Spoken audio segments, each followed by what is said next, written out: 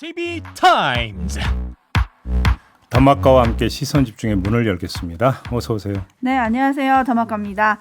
오늘도 삐딱선 정신에 입각해서 주요 뉴스 챙겨드릴 텐데요. 네. 일단 촌철님들 인사 하나 전해드릴게요. 마스터초이님이 출근하면서 시선집중 듣고 있습니다. 오늘도 활기찬 하루 시작합니다. 라고 활기차게 인사를 보내주셨습니다. 네, 우리 애청자 여러분들 힘차게 출발하시기 바랍니다. 월요일 아침입니다. A스타인 가시죠? 네, 지난주 금요일이었죠. 민주당 선대위 온라인 소통 단장을 맡고 있는 김남국 의원이 시선집중과의 인터뷰에서 이재명 후보 아들 의혹을 김건희 씨 의혹을 덮기 위해 터뜨렸다는 제보가 있다. 이런 얘기를 했습니다. 네. 이 인터뷰 후폭풍이 좀 있습니다.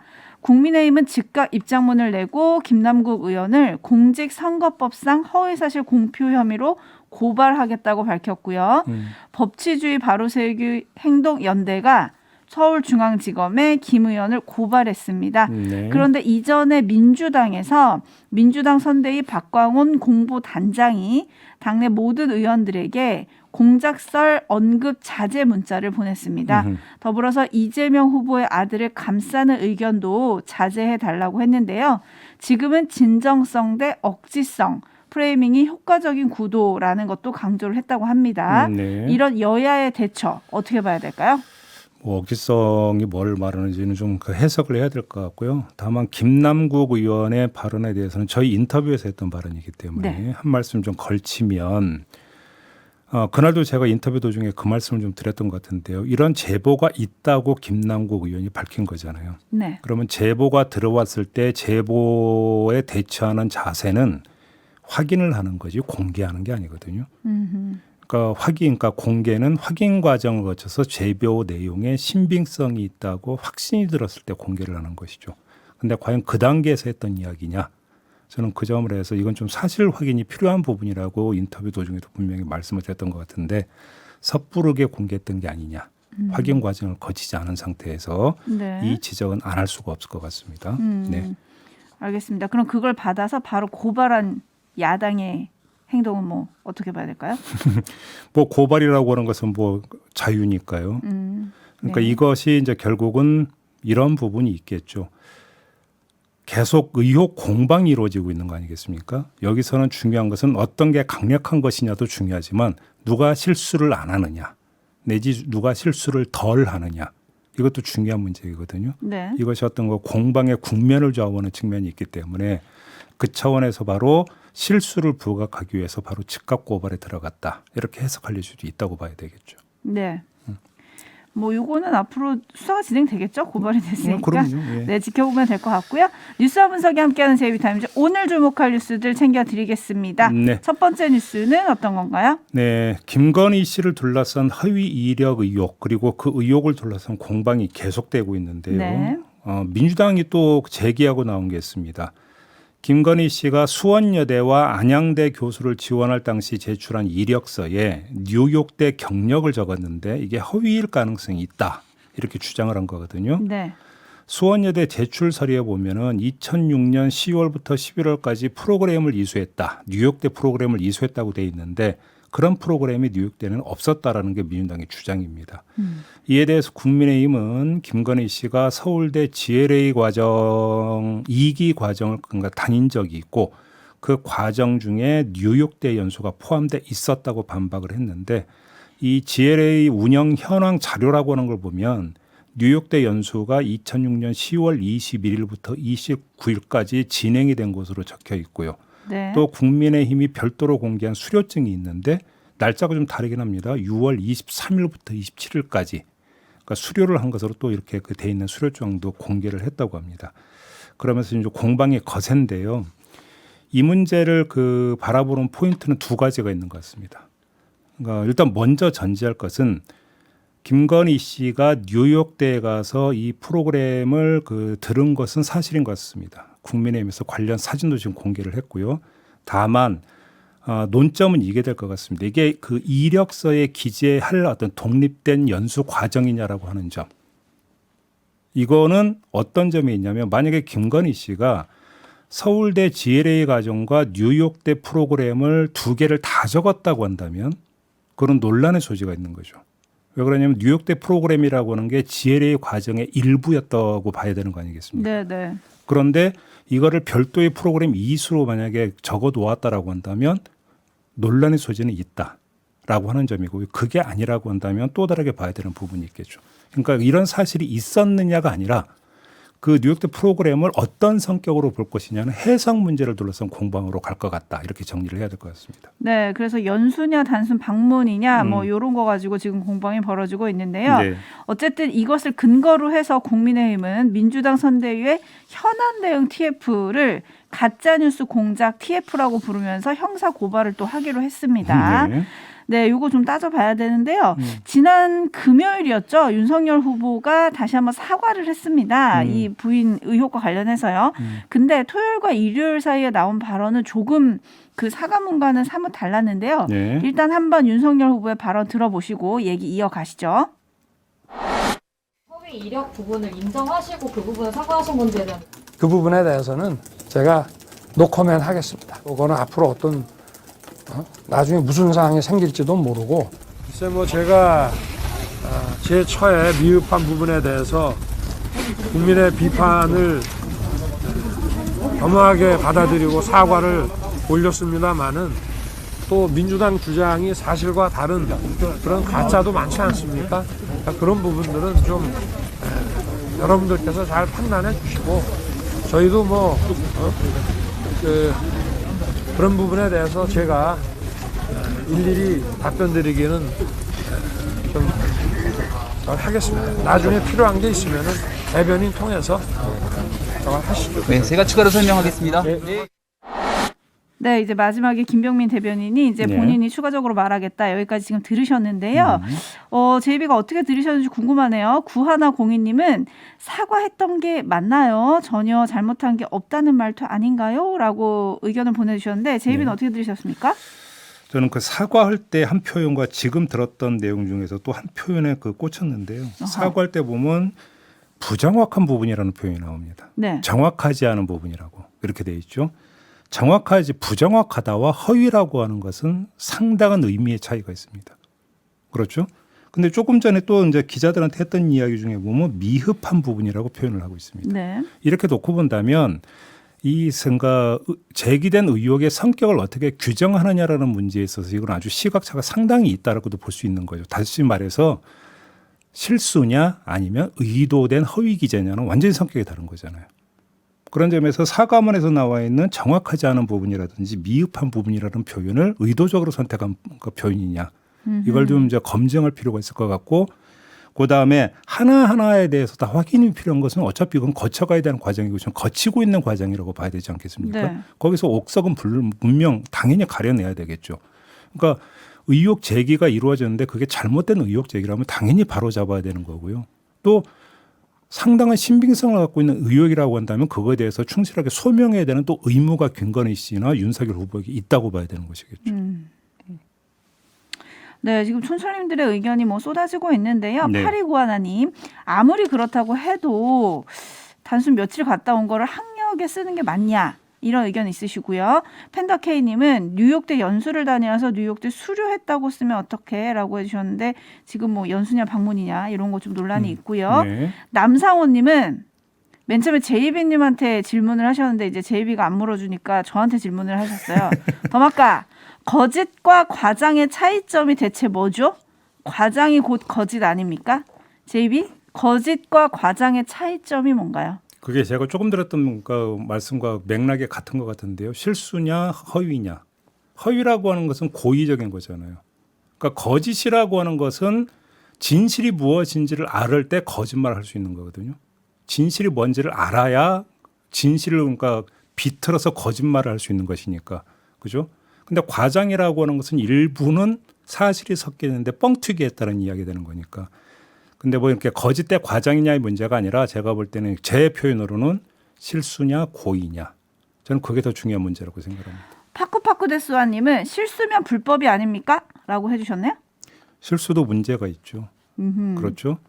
앞으로 더 지켜봐야 될 일인 것 같고요. 7629님은 뭐 저는 노코멘트 전략적이라고 봅니다. 괜히 잘못 말했다가 고발당하면 어떡해요? 라고 해주셨는데 이런 전략적인 발언이었는지 뭐 이것도 저희가 나중에 국민의힘 인사가 출연할 때 한번 여쭤보도록 하겠습니다. 네. JB타임즈 다음 주목할 뉴스로 넘어갈게요. 다음은 어떤 뉴스인가요?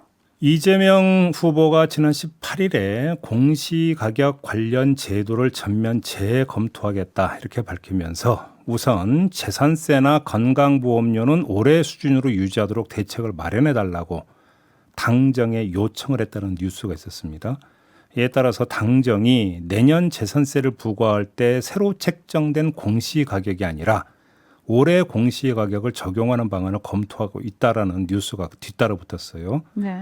민주당 핵심 관계자가 뭐라고 이야기를 했냐면 경제 위기 상황 등에는 과세를 일부 유예할 수 있는 규정이 있다면서 현재 집값이 하향 조정 국면인 만큼 1년 정도만 과세를 조정하면 내후년에는 정상과세가 가능할 것으로 본다.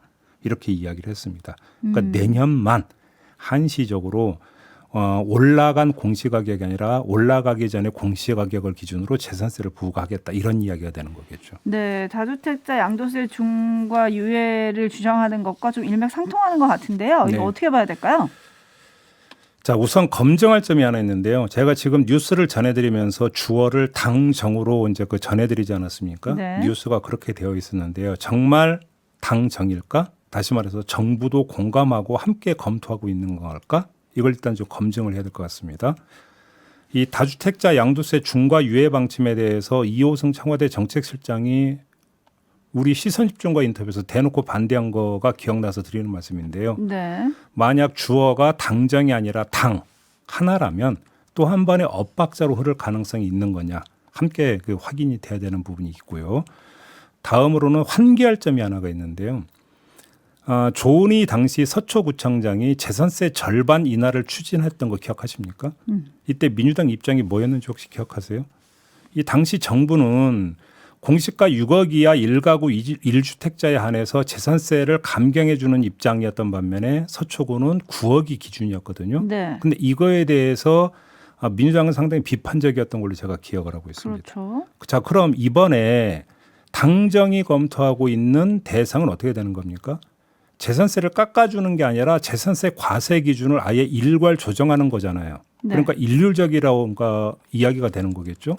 자, 그럼 그때 서초구의 9억 기준을 비판하고 이견을 표명한 건 과연 정당했던 것이냐.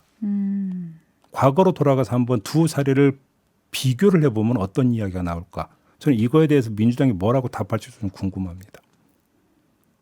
그래서 국민의힘에서는 이재명 후보의 말바꾸기다 뭐 이런 지적을 하더라고요. 네. 그러니까 예를 들어서 2년 전에 공시가격이 제대로 시세를 반영하지 못해서 불로소득을 조장한다. 이런 얘기를 이재명 후보가 했다. 또 양도세도 최대한 환수해야 한다라고 했었다라면서 이제 김은혜 대변인이 이 말을 소환을 해서 비판을 하던데 네. 오히려 비판의 빌미만 주고 있다. 이렇게 봐야 될까요? 그러니까 예를 들어서 보유세는 올리고 거래세는 낮춘다. 이런 이제 큰 방향 이야기를 했었던 거잖아요. 네. 그래서 이재명 후보한테 이제 국토보유세 이야기가 좀 나왔던 거고요. 종부세 같은 경우도 그 원칙에서 접근했던 부분이 있잖아요. 민주당 같은 경우가. 그런데 또 재산세에서 일률적으로 이렇게 된다면 어떻게 되는 겁니까? 지금 큰 방향이라고 제가 전해드렸던 거고 매치가 되는 겁니까? 별로 안 되죠. 이런 그러니까 아주 세부적으로 보다는 이런 디테일하게 평가할 요소가 상당히 많은 것 같은데요. 이 부분에 대해서는 잠시 후 2부에서 우석진 교수와 좀 심층적으로 이야기할 계획입니다. 네, 조금만 네. 기다려 주시면 될 것 같습니다. 조금만 기다려 주시죠. 선거 전략이냐 또 이게 먹힐 거냐 이런 부분도 또 있어가지고요. 네. 민심에 어떤 영향을 줄지 좀 지켜보도록 하겠습니다. 네. 뉴스와 분석이 함께하는 제이비타임즈 다음 주목할 뉴스는 어떤 건가요? 정부가 소상공인과 자영업자에게 방역 지원금으로 100만 원을 지급하기로 결정을 했죠. 근데 박수현 청와대 국민소통수석이 애당초는 70만 원이었는데 문재인 대통령의 강력한 지시로 100만 원으로 인상이 됐다고 밝혔습니다. 문재인 대통령의 강력한 지시로 9천억 원의 재원을 그 전날 추가로 확보했다. 네. 라디오 인터뷰에서 이렇게 밝혔어요. 네네.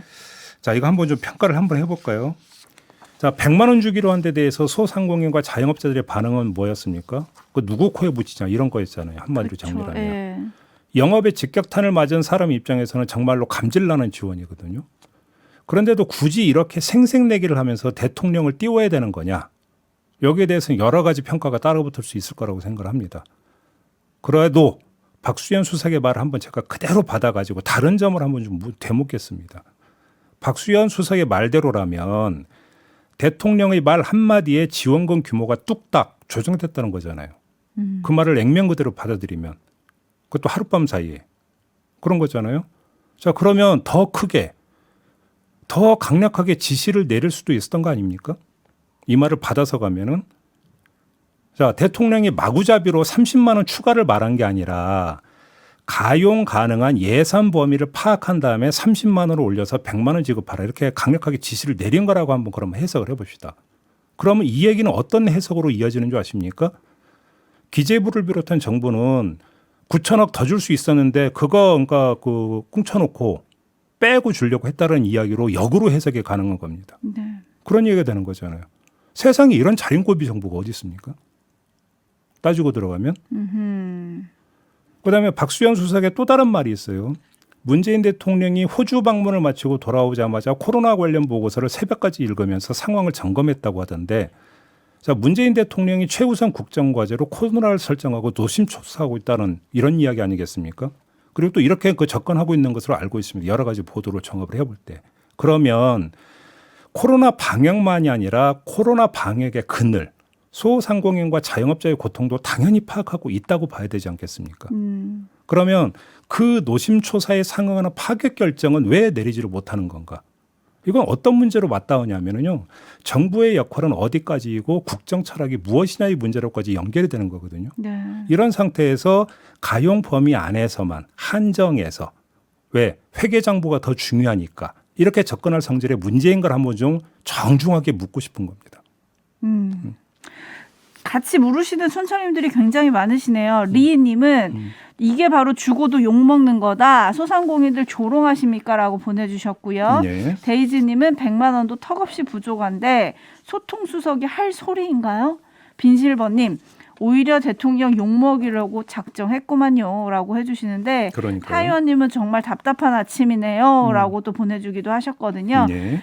지금 저희가 삐딱선 정신을 타서 이렇게 해석을 해드렸지만 사실은 아직은 더 찾을 수 있는 가용 예산이 있는 게 아닌가 뭐 이런 생각도 좀 들고요. 근데 한편으로는 기재부는 대통령 지시 없이는 이런 생각은 못하나? 또 이런 생각이 저는 들기도 했거든요. 아니 그래서 지금 그 말씀을 드린 거예요. 대통령의 국정 철학이 중요하고 정부의 역할이 무엇인지는 대통령의 어떤 생각이 중요하다라는 말씀을 그래서 드리는 거예요. 네. 그러니까요. 예. 제가 혼나고 있는 느낌이죠. 네, 자영업자 소상공인들은 오늘 자영업 코로나 피해 지원 100조 원 추경에 대해서 대선 후보 초청 간담회를 연다고 합니다. 네. 그때 저희 비대위에서 우리 인터뷰에서 예고했던 건데요. 이재명 후보가 참석을 한다고 해요. 어떤 얘기들이 나올지 좀 주목이 되고요. 청와대에서는 문재인 대통령이 국민경제자문회의를 주재하고 새해 경제정책 방향을 논의한다고 합니다. 여기 당정청 고인사들이 참여한다라는 거잖아요. 네. 여기서 어떤 얘기가 오갈지도 관심사입니다. 그렇죠. 주목이 됩니다. 예. 자, 이렇게 마무리하죠. 더마카 수고하셨습니다. 고맙습니다.